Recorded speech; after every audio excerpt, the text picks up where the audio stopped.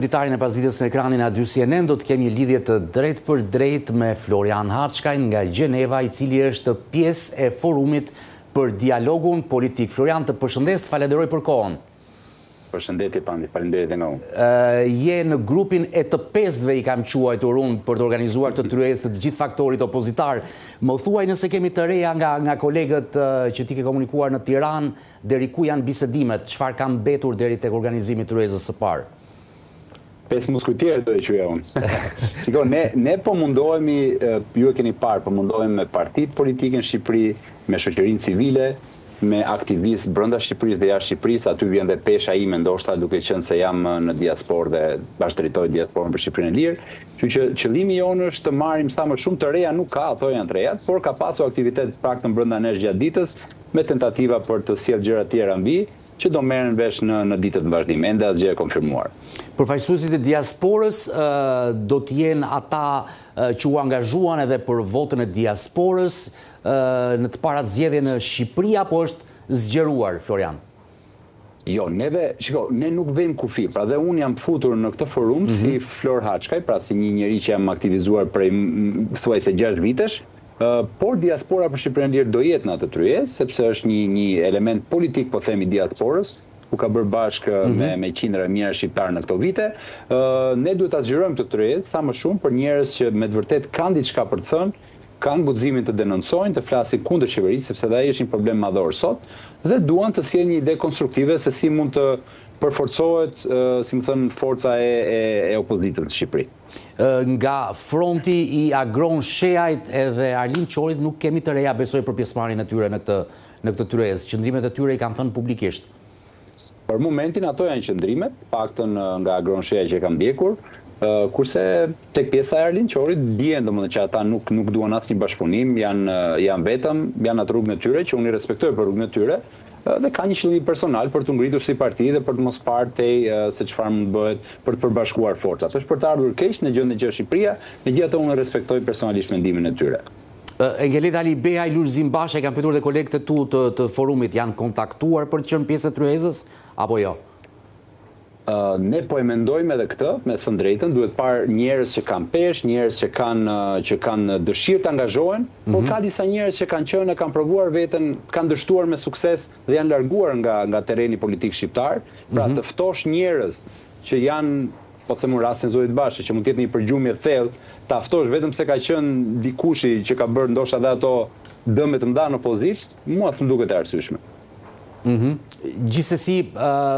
tryeza e ka një deadline para protestës së 10 shkurtit që organizon Partia Demokratike me aleatët e saj, apo pas, apo ende nuk është përmbyllur ky detaj? Kjo çështja e deadline-eve e limiteve që ne t'i vejmë njerëzve është pak e vështirë, kështu që duhet të jemi shumë të lakueshëm këtë kohë. Babai im nder nuk përdorte as fjalën fleksibël, kështu që mundohem ta evitoj. Duhet të jemi të lakueshëm kur gjejmë datën bashkërisht me të tjerët, ti përshtasim sa më shumë ide për e rëndësishme që ajo tryezë të bëhet, të ndiqet nga tryeza të tjera dhe të dalin çfarë më rëndësishme me pikat përbashkëta ku partitë, po dhe njerëz nga shoqëria civile angazhohen, por kryesisht partitë, lën ato specifikat e tyre më një anë ose I vazhdojnë, por këtu bie dakord për 4-5 pika kryesore. Dhe një prej tyre padyshim është edhe ajo e reformës zgjedhore për të patur edhe një qëndrim në Komisionin e Posaçëm Parlamentar. Ju si diaspora për Shqipërinë, keni propozimet tuaja, Flor, për reformën zgjedhore? Ne jemi në diskutime, ne jemi fatkeqësisht jemi shumë të demokratizuar brenda lëvizjes, pra sado që kur del një opinion duhet të rrihet në grup pune dhe kemi thirrur nesër një takim, sepse një nga ekspertët që ne kemi në lëvizje, nga ekspertët më të mirë që ka Shqipëria, doktor Klodian Rado, ka bërë një analizë se çfarë mund të ishte, si më thënë, sistemi më I mirë me pro dhe kundra, dhe ne do ta diskutojmë në grupin ton për të rënë dakord se me çfarë do dalim dhe çfarë do sjellëm dhe ne në këtë tryezë. E qartë, po ai besoni se I kanë pyetur edhe përfaqësuesit e partive të vogla, por edhe kolegët e tuaj, besoni më Partisë Demokratike, sepse ata përgjithsisht me Partinë Socialiste kanë bërë ato marrëveshje që t'i di shumë mirë me njëri tjetrin në momentet e fundit, edhe nuk kanë marrë parasysh as propozimet e aleatëve apo edhe të rastit tuaj si diasporë për Shqipërinë që mund të jetë në këtë rast. Pra, jeni skeptik?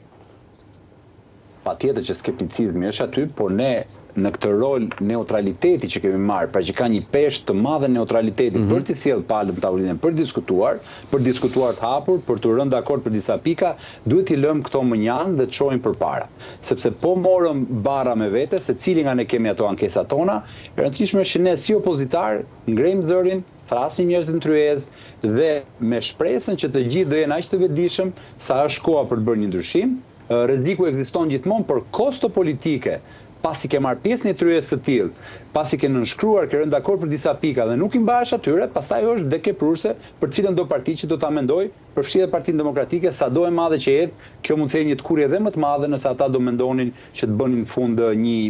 ma kujtoj ju rastin e projekt ligjit për votën e diasporës, që ne si organizat kishim sjellë një 10 faqe dokument plus një relacion, dhe kur erdhi puna në atë moment nga Partia Demokratike erdhi një 2 faqe që në gjykimin tonë ishte jashtëmase i dobët, dhe solli sepse nga PS-ja unë pres se të jetë i dobët, të jetë interes tyre, por nga partia më e madhe opozitare do kisha pritur më të mirë. Ky është një shembull i keq, por për ta përmbyllur, duke u përgjigjur pyetjes tuaj, ka kosto shumë të larta pas jeni një tryezë gjithë përfshirëse të bësh diçka kundra kësaj. Kështu që nuk besoj se mund t'ia lëmë vetes. E vërtet, pret që ky bashkim në tryezë të reflektohet edhe me i bashkim në shesh, sepse protestat vijojnë veç e veç. Adriatik Lapa ka protestat e tij, Berisha me aleatët e tij, Agronshea, Arlind Qori kanë protestat e tyre. A mund të sjellë dhe kjo bashkimin në shesh para kryeministrisë, kjo tryezë? Në fakt, gjëja më e keqe dhe më e zgjuar që bën qeveria është për çfarë sundo. Dhe siç është qeveria sot, siç është opozita sot, kështu e do armiku ka pas thënë rilindrat e mëdhej. Kështu që ne duhet të vim drejt bashkimit, por bashkimi nuk vjen vetëm në shesh. Bashkimi vjen me frym, kur them bashkimi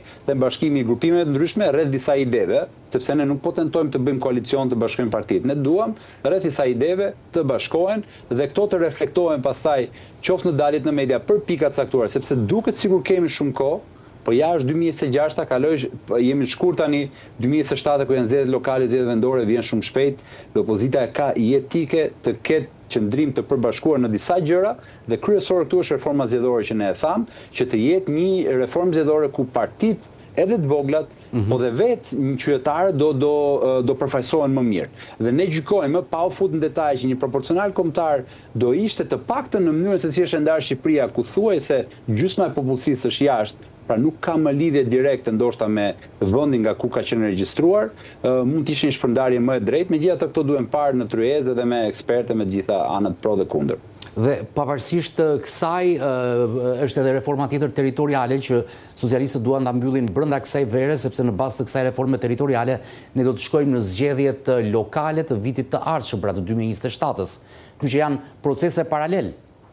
Patjetër, ne duhet bëjmë të pamundurën, prandaj çdo moment këtu është i vonuar që kalon, ne duhet bëjmë pamundurën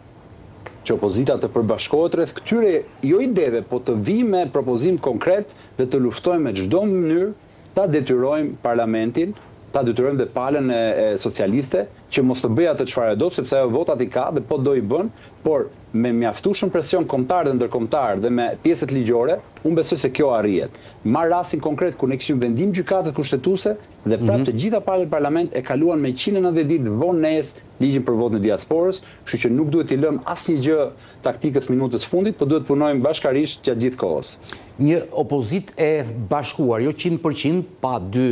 emrat e Agronsheait dhe Arlind Qorit, a e bën edhe më detyruese le të themi qeverinë teknike që po kërkohet shumë, dhe a shkohet dot drejt qeverisë teknike ku Rama ka 83 plus 3 të tjera 86 vota? Pandi, tek qeveria teknike, unë si Flor e di që është një nga kërkesat e partive, nuk është se kam bindje më të madhe, sepse kemi pas rast kur ka pas qeveri teknike dhe kishim rastin që kur ishte 2017 që ishin ministrat për drejtorët poshtë nuk i përgjigjeshin. Ne duhet të vim në një vend ku opozitën e çojmë përtej partive, sepse partitë ka një lloj ndjen si pronar të opozitës, jam unë opozita, jo opozitar, jemi të gjithë qytetarët që ngrihen ndaj padrejtësive, kush më shumë i zëshëm, kush më pak, dhe ne këtë duhet sjellim frymën tek qytetarët, partitë bëjnë punën e vet, nga ana politike, nga ana partijake, qytetarët bëjnë pjesën e vet, sepse po nuk u bashkojmë këto forca bashkë me qytetarët, vështirë kemi gjë në vijë. Po të bëj edhe një pyetje për atë që po pritet sot zhvillimin e gjykatën kushtetuese, nuk e dim do të ketë tym të bardhë apo jo mbi ankimin e kryeministrit për pezullimin nga detyrat e zonjës Balluku. Cilat janë pritshmëria që ti ke, Florian, për çështjen në kushtetuese dhe më pas për mandatin për fund?